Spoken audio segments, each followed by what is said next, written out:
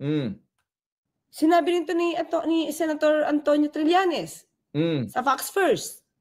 Di ko alam kung dun lang, eh, baka may nasabihan pa sa 'Di iba, eh. ba? Isipin niyo mga kabatas natin kung sino yung mga sina-cite niya tungkol kay Mayor Magalong. Mga Pinklawan. Mga Pinklawan na ayaw na rin ng mga Pinklawan. Gets niyo yun? 'Di ba? Oh. Vera o Pera Files, malamang Pera Files 'yan.